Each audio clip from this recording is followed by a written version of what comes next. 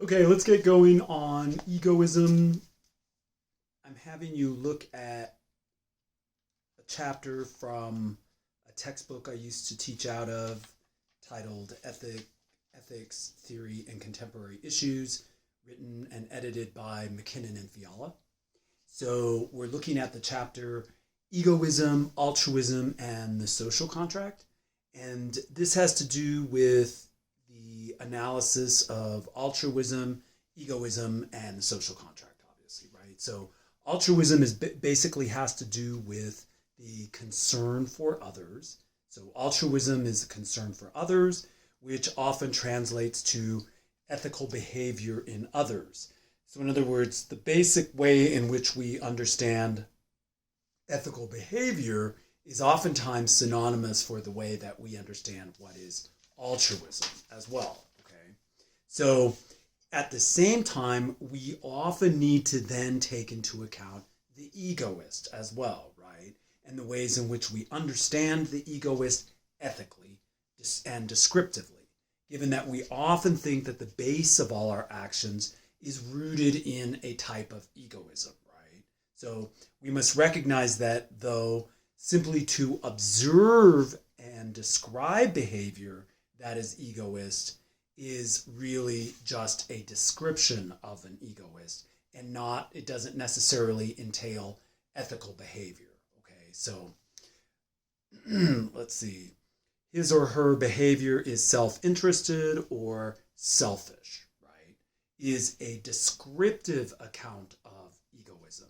So when we simply observe that he or she is selfish, all that really is a description of ethical egoism. Okay, so and to describe that, so descriptive egoism is synonymous also with psychological egoism. So in the chapter, McKinnon and Fiala are referring to psychological egoism.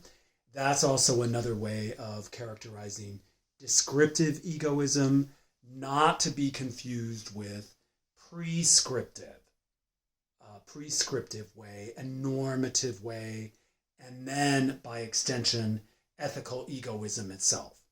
So to be sure, ethical egoism is normative, whereas psychological egoism is a description. Okay? So we need to have those distinctions because oftentimes we think that to mistake, we mistake our description of the egoist as a prescription to be a way that we act. Okay? So, in other words, we might often think that it is a prescription to act a certain way or that we should be acting selfishly because we've observed and described such behavior. Okay? So, the difference is in the idea that psychological egoism is a description, whereby ethical egoism is a prescription and not just a description. Simply because we describe something as egoist or we look at the data on egoistic tendencies does not automatically imply a normative action or theory. In other words, just because we observe selfishness does not mean we should be selfish ourselves. So I said that probably like 2 or 3 times already. So hopefully you got the point, right? So McKinnon and Fiala highlight Ayn Rand. So Ayn Rand was a 20th century author and philosopher. She's also a capitalist, and she also, her philosophy, she termed objectivism. So Ayn Rand was a proponent of egoism, which already has a faction of supporters from libertarianism. Okay, so from libertarianism or neo-libertarianism, especially in politics today. So we see examples of that with Ron Paul or even Rand Paul, and also Paul Ryan as well. So really in a way that we understand libertarianism. Okay, so Libertarianism is a way in which we're understanding what? The less regulation, a question of less control and less control on companies, laissez-faire capitalism, etc. So, in other words, less government intervention into how it is that companies are regulated. And so, this really should be a red flag to show us that with that libertarian mindset, with the idea that there should be less regulation on companies. So in other words, they're not regulating their emissions, et cetera, to the degree that that enables them to flourish. But then there's the open question as to whether or not those emissions are harming the environment, so to speak. Okay, so less regulations might mean less emissions, higher toll on the environment, while the company then flourishes.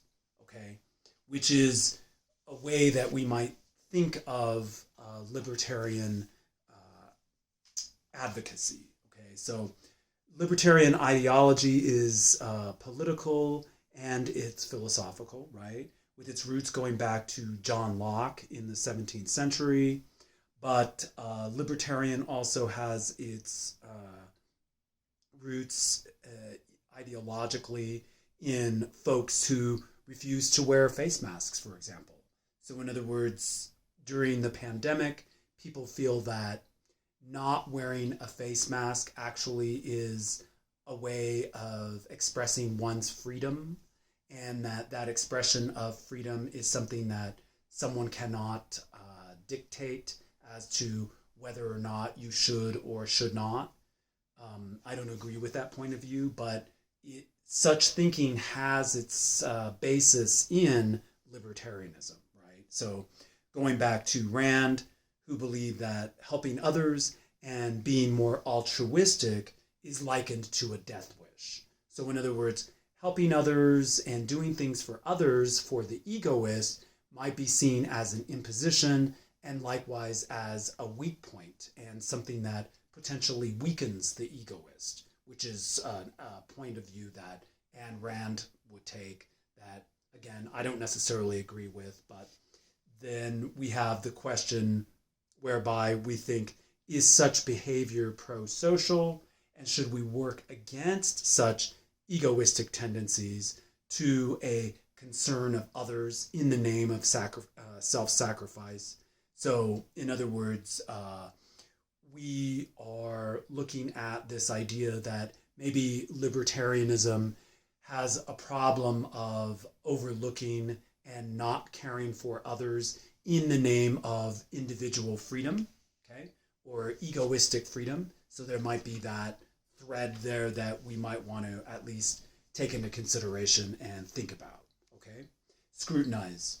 So McKinnon and Fiala also remind us of the ancient Greek term akrasia, or weakness of the will. How does weakness of the will play in the fundamental problems of ethical egoism? Well, this basically translates to the notion that if the individual egoist feels it's best to follow their own self-interest, weakness of the will is not always taken into account, right? So in the way that weakness of the will becomes a challenge to egoism. So our will becomes weak even if we are acting in our own self-interest. So for example, we overeat, we overindulge, we say the wrong thing. Such a weakness is not always under our control by way of will, right? So it's not under the control of our bodies are not under our own control as much as we might want them to, even in our own self-interest, to then be counter to our self-interest, right? So weakness of the will is a counter to self-interest, right? So So we realize our physical limitations as impediments to our own self-interest, whereas even the powerful influence of others too could also be a factor in getting in the way of our own self-interest. Okay, so this also ties into the law of unintended consequences. So not only with egoism, but with capitalism, whenever we set out to do something based only on self-interest, we also might and will have to take consequences that do not align with another's self-interest, right? So this raises the fundamental contradiction for the egoist that is not easily overcome. So if I wish to have whatever I want, the next guy wishes to have whatever he wants, right? So we might find that these interests overlap and infringe on one another's wants or desires to do what he or she wants, right? That in other words, there's this way in which we must assume that if everyone's getting what they want, we're also going to have to assume that there's going to be a limitation, because what I want might not necessarily be what you want, but it depends on a number of varying factors that will enable me to either A, compromise, or B, overpower you, etc. Right? So we do not always get what we want is really the point of it. That even though the egoist thinks, here I am on my own self-interest, going for my own self-interest, the bare point is that one cannot get whatever it is that he or she wants. It's not true that one is able to have everything one wants, right? We learn that as children. It's a very basic point that we learn. Sometimes it's hard for children to understand that, right? So we must also understand that as adults as well, that there are limitations to what we can have and what we cannot have.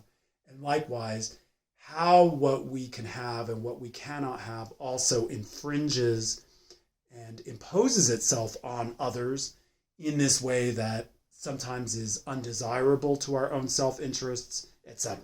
Right? So as we find with the paradox of hedonism, so this is another challenge of ethical egoism, is the paradox of hedonism, whereby even as the egoist aims for a self-gratifying pleasure, that pleasure becomes elusive and painful, right?